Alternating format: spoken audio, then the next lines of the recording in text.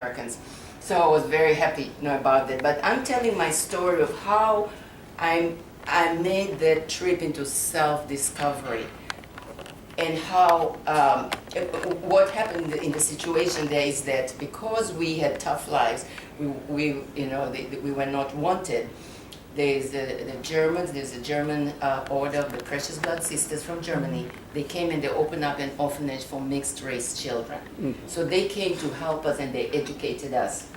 Unfortunate thing was that the school was supposed to be for mixed race orphans. But it turned out that because it was a school and it was supposed to be a good school, there were many mixed couples who were married and who had children, and they were not all mixed kids were not orphans. There were many who belonged to their black mothers and white fathers usually. But so they all came over there. The inequity was that there were some of us who were true orphans, and then there were the others who had parents, and they went home for the holidays, and they got gifts, and they were treated much better than the rest of us. Those of us who were not true, who didn't have family, had to work hard. And so my story is about resilience. It's about the power of the spirit. I talk about what it took me to get from there to here, and that is the story. And it is a human story, because I always feel we come from different cultures, and intellectually some of us are smart, some of us are not smart. We're not all on the same level, but emotionally we are so connected. We all know what hunger is, what anger is, what pain is, what danger. We know that. So my book is talking to people from that level, from that very emotional level that you cannot deny, that by the time you come to a certain, you have become that little girl, because you are that little girl. And we all have our wounds, and we have to tell our stories, because that is how we help each other. And so many of us here, especially African, we have been wounded in so many ways, and we don't know how to heal ourselves. But we have to start within us. We have to start with those emotions. We have to feel the emotions. We have to feel the pain and stay with it, and then go past it. But if we, and that is what I am trying to say. There's been so much that has happened to us in our lives, but one of the things that I described that really made the biggest difference in my life, we were often called children of sin. We were unwanted, and so we kind of lived with that, many of us, all the time. So I think I was smart. So I decided one day I was praying and I realized, you know what? We're not wanted. Like here now, okay, look what's happening to what the policemen are doing to us. They don't want us. They think we're going to disappear. We're not going to disappear. We're going to be here forever. But we know that we know on a certain level that people that do not like to deal with African Americans, they don't like to deal with us. At the orphanage, we were told all the time that we were unwanted. So what I did, I changed it around, and I decided if nobody wanted me, I wanted people. That was the number one thing that truly helped me, because I wanted me more than anybody else. And no matter what they said to me, it never entered, because I wanted me. And so I created another person. It's hard to, it's not an imaginary friend. It's not exactly an alter ego. It was another person who was like almost my identical twin. And she was my counselor and my consoler, and I talked to her.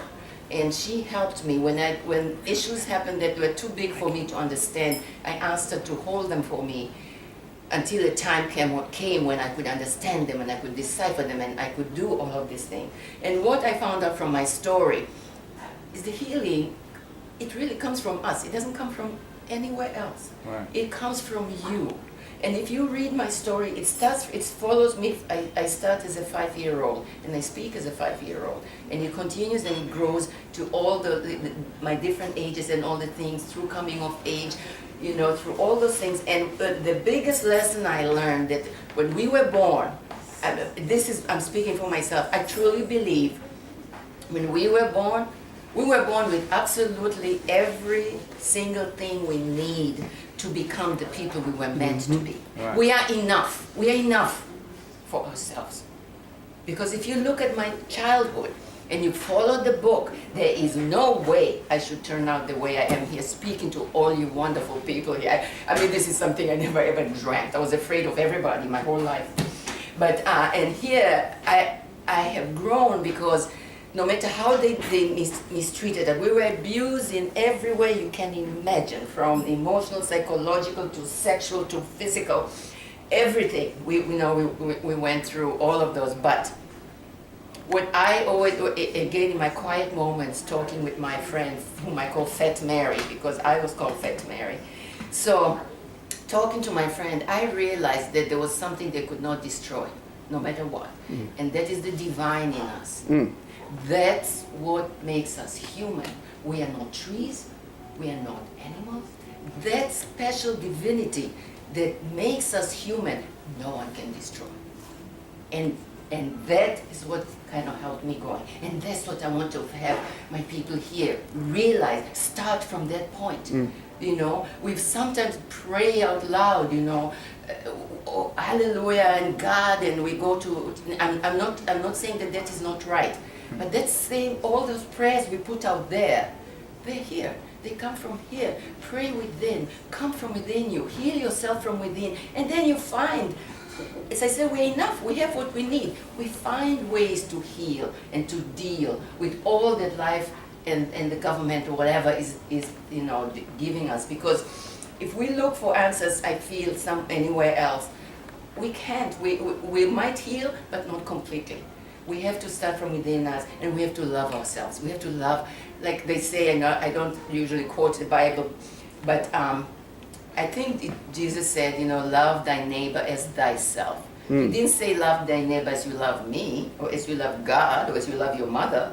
He said, love thy neighbor as thyself. And this, I feel, is what we really have to learn to teach our children from very, very young, to just love themselves unconditionally. Unconditionally, you know. And from there, I think we can grow. But many of us, like me, we are brought into this world, told from day one how hopeless we are, how bad we are, how there's, you know, I don't know how, many of us, of course, did not survive.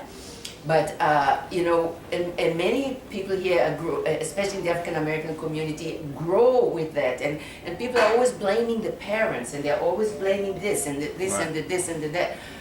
I honestly don't know, but I think the parents have, and the teachers have a responsibility.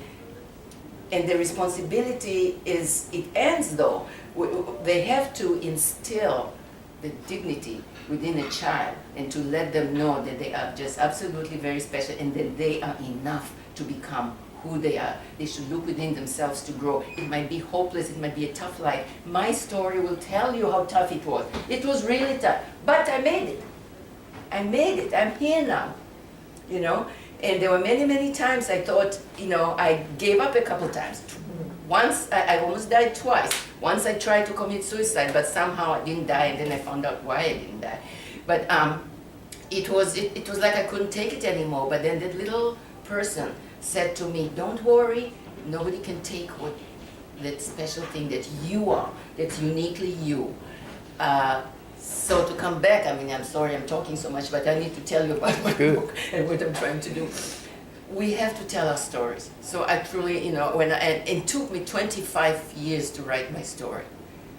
It was very hard. I had many doubts. I kept saying, you know, my book is going to sound like a second grader. You know, English is not my language. Well, why do I think I could write? I took some writing courses and I gave up because I said I could never write like that. And but it took me 25 years, and it now it's 3 volumes because, you know, and it is available on Amazon. And the reason I'm telling you that is that it has been out only for 3 months, and I have had really good sales. But what amazes me the most are the reviews. I have gotten many reviews, and they're all 5 stars. That says something. It's not me, nobody knows me. It's not my writing, it's our common humanity. Anybody reading the book will see themselves, will absolutely see themselves, and will get what they need to move on and encourage other people and become who we were meant to be. So we need to tell our stories, because in telling our stories, we redeem ourselves and we redeem each other, and we encourage other people to tell their stories, because that's when you become one with who you are. Never mind, that's a long answer. You know I can talk forever.